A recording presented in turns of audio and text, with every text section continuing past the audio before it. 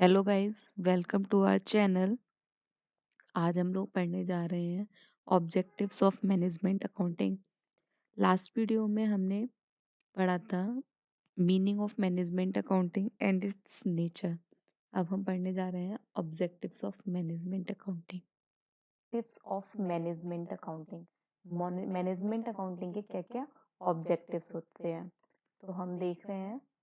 The primary objective of management accounting is to enable the management to maximise profit and minimise losses.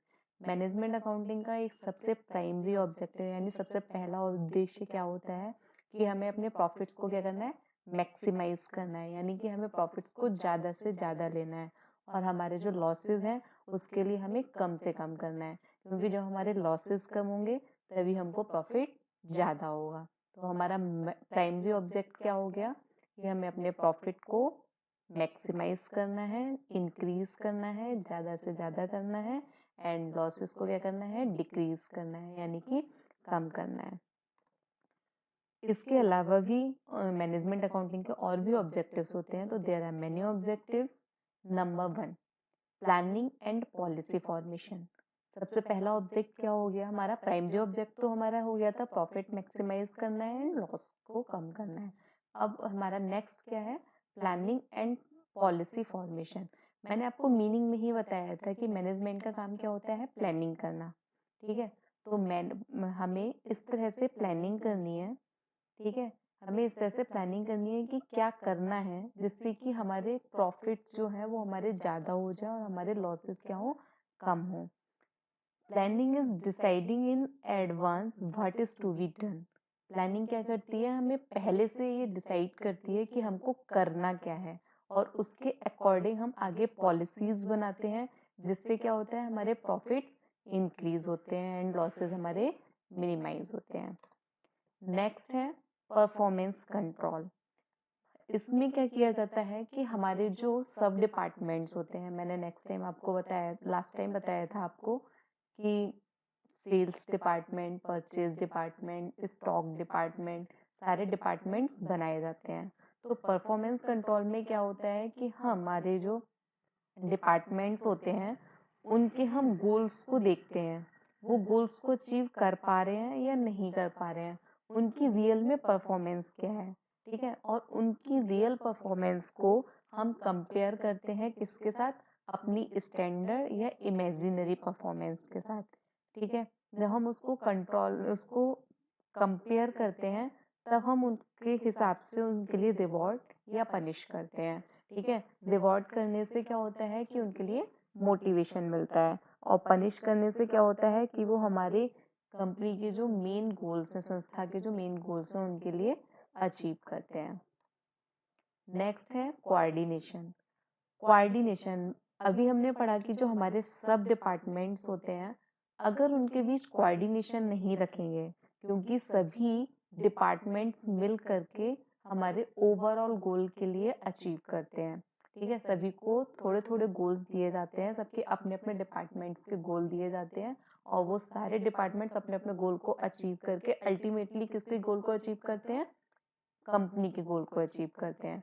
तो क्या है, उन लोगों के बीच में कोऑर्डिनेशन होना बहुत ज़रूरी होता है, क्योंकि सभी मिल करके अपने गोल्स को पूरा करते हैं। कोऑर्डिनेशन का मतलब होता है कि एक दूसरे के साथ मिल करके रहना, एक दूसरे की बात को मानते हुए चलना, और एक दूसरे के डिपार्टमेंट्स में क्या हो रहा है इसकी भी जानकारी रखना। नेक्स्ट है मोटिवेशन। मोटिवेशन क्या होता है कि एक व्यक्ति को कुछ अच्छा करने के लिए उत्साहित करना। ठीक है, जिससे कि वो क्या करे, अपने टारगेट्स को फुलफिल कर पाए।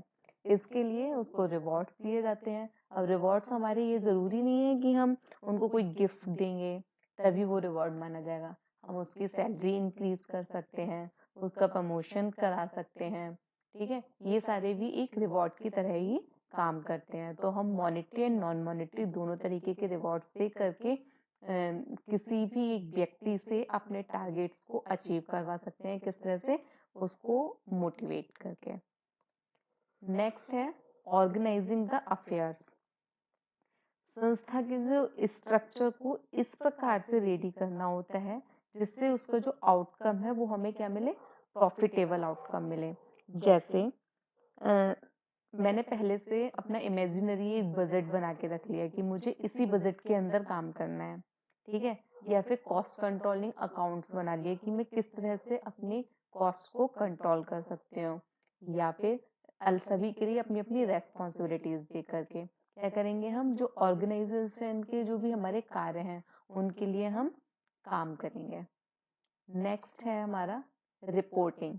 रिपोर्टिंग एक बहुत ही ज़रूरी चीज़ होती है किसी भी फील्ड में, ठीक है। तो ऑर्गेनाइजेशन में तो रिपोर्टिंग बहुत ही ज़्यादा ज़रूरी होती है, और रिपोर्टिंग से हमें क्या पता चलता है कि संस्था में एक्चुअल में हो क्या रहा है, ठीक है। और जब क्या हो रहा है, जब हमें उसकी रियल कंडीशंस को पता चलेगा तो हम उसके अकॉर्डिंग इंस्टेंट डिसीजंस को ले पाएंगे।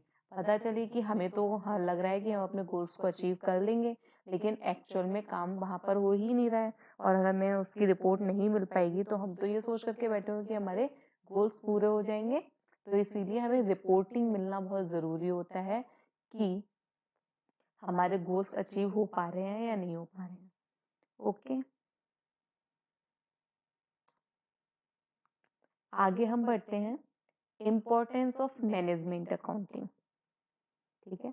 Importance of management accounting actual में उसका इम्पोर्टेंस क्या है, कंपनी में मैनेजमेंट अकाउंटिंग को रखा क्यों जाता है। देखिए, सबसे पहला है एनालाइज एंड इंटरप्रिटेशन। अब देखिए, हमारा जो फाइनेंशियल अकाउंट होता है, जो हम सिंपल अकाउंट्स बनाते हैं, वहां से हमको क्या मिलता है, सिर्फ डाटा मिल जाता है, ठीक है। वहां से हमको सिर्फ डाटा मिल जाता है, लेकिन हमारा जो मैनेजमेंट अकाउंट है वो क्या करता है, उस डाटा को एनालाइज करता है, ठीक है। और एनालिटिकल इंफॉर्मेशंस को निकालता है जिससे कि क्या कर सके, वो फ्यूचर में प्लानिंग कर सके। अभी हमने ऑब्जेक्ट में पढ़ा, हमारा पहला ऑब्जेक्ट क्या था, प्लानिंग करना। तो हम हमारे लिए जो डाटा मिला उससे मैनेजमेंट अकाउंटिंग क्या करेगा, एनालिटिकल इंफॉर्मेशंस को निकालेगा एंड देन हमारी प्लानिंग्स को फुलफिल करेगा। तो नेक्स्ट इम्पोर्टेंस क्या होता है इसका, नेक्स्ट है प्लानिंग एंड फॉरकास्टिंग। यह भी हमने पढ़ा, ये काम केवल मैनेजमेंट अकाउंटिंग के द्वारा ही संभव हो सकता है, क्योंकि इसी के पास एनालिटिकल इंफॉर्मेशंस होती हैं जिससे फ्यूचर के लिए प्लानिंग की जा सकती है, और फॉरकास्टिंग यानी कि पूर्वानुमान भी लगाए जा सकते हैं। सिर्फ यही मैनेजमेंट के द्वारा ही हम सही तरीके से प्लानिंग कर सकते हैं, अदरवाइज हमारी सही प्लानिंग या फॉरकास्टिंग होना पॉसिबल नहीं है। नेक्स्ट है परफॉर्मेंस मेजरमेंट। परफॉर्मेंस मेजरमेंट में क्या करना है, ये काम भी किसी के द्वारा संभव होना मुश्किल है, क्योंकि इसी से रियल परफॉर्मेंस की को कंपेयर करते हैं किससे, स्टैंडर्ड परफॉर्मेंस से। इसका प्रभाव कैपेबल एम्प्लॉइज पर पड़ता है, वो अधिक से अधिक प्रयास करते हैं जिससे कि उनकी कार्य क्षमता में वृद्धि होती है, यानी कि उनकी कैपेबिलिटी जो होती है काम करने की उसमें इंक्रीमेंट होता है, क्योंकि उनकी परफॉर्मेंस को टाइम टू टाइम मीजर किया जा रहा है। अगर हम उनकी परफॉर्मेंस को टाइम टू टाइम मीजर नहीं करेंगे तो उनके लिए एक मोटिवेशन भी नहीं मिल पाएगा। तो इसीलिए परफॉर्मेंस को मेजर करना ये भी एक इम्पोर्टेंट काम है। नेक्स्ट है डिसीजन मेकिंग। मैनेजमेंट को बहुत सारे निर्णय लेने होते हैं, जैसे हमें अपनी गुड्स का सेलिंग प्राइस क्या रखना है, या गुड्स को हम मैन्युफैक्चर करें या फिर उसको डायरेक्ट मार्केट से परचेज करें, या फिर हमारे विदेशों से यानी फॉरेन से जो हमें ऑर्डर मिलने वाले हैं उनको हम एक्सेप्ट करें या ना करें। ये सारे डिसीजंस एक संस्था में एक मैनेजमेंट को लेने होते हैं। तो मैनेजमेंट अकाउंटिंग मैनेजमेंट को क्या करती है, सही निर्णय लेने के लिए यानी सही डिसीजंस लेने के लिए हेल्प करती है। नेक्स्ट है आपका वेलफेयर ऑफ कस्टमर्स। ये कॉस्ट को कंट्रोल करके रखता है, ठीक है। मैनेजमेंट अकाउंटिंग क्या करता है, कॉस्ट को कंट्रोल करके रखता है, जिससे गुड्स एंड सर्विसेज, हम अगर गुड्स में काम कर रहे हैं तो गुड्स, अगर सर्विसेज में काम कर रहे हैं तो सर्विसेज, गुड्स एंड सर्विसेज के जो मूल्य होता है उसके लिए कम रखता है, जिससे क्या होता है कि कस्टमर के लिए अच्छी क्वालिटी की गुड्स जो है वो कम प्राइजेस में मिल जाती है। इसका मतलब क्या हुआ, अल्टीमेटली किसका फायदा हो रहा है, कस्टमर का फायदा हो रहा है कि जब हम अपनी कॉस्ट को कंट्रोल करके रख रहे हैं तो हम अच्छी क्वालिटी की गुड्स उसी रेट में या कम रेट में कस्टमर्स के लिए उपलब्ध करा के दे रहे हैं। नेक्स्ट है आपका प्रॉफिट मैक्सिमाइजेशन, जो कि हमारा ऑब्जेक्टिव भी मेन है। ये मैनेजमेंट अकाउंटिंग को 3 चीजों पे काम करना होता है। किस किस पे काम करना होता है, एक तो अपनी एफिशिएंसी को इंक्रीज करना होता है, सेकंड कॉस्ट को कंट्रोल करना होता है, एंड थर्ड अपनी इनकम को मैक्सिमम करना होता है। तो कॉस्ट को मिनिमाइज करके प्रॉफिट को ये मैक्सिमम करता है, क्योंकि इसकी एफिशिएंसी बढ़ गई। जब एफिशिएंसी बढ़ेगी तो क्या होगा, हमारा प्रॉफिट इंक्रीज करेगा। कॉस्ट कंट्रोल हो जाएगी तब भी हमारा प्रॉफिट इंक्रीज करेगा। और जब हमारी इनकम मैक्सिमम हो जाएगी, इनकम मैक्सिमम का मतलब ही क्या है, प्रॉफिट को मैक्सिमाइज करना। नेक्स्ट है मैनेजमेंट कंट्रोल। ये संस्था की प्रत्येक क्रिया को नियंत्रित करता है। ये उन क्षेत्रों पर समय समय पर ध्यान देता है जो उचित ढंग से कार्य कर रहे हैं, यानी कि जो सही तरीके से काम कर रहे हैं उन पर तो ये समय समय पर ध्यान देता है, किंतु जो डिपार्टमेंट सही से काम नहीं कर रहे हैं, उचित तरीके से काम नहीं कर रहे हैं, लक्ष्यों की प्राप्ति नहीं कर पा रहे हैं, उन पर भी यह क्या करता है, स्पेशल ध्यान रखता है। इस तरह से मैनेजमेंट क्या करता है, कंट्रोल करके रखता है अपने ओवरऑल मैनेजमेंट के ऊपर।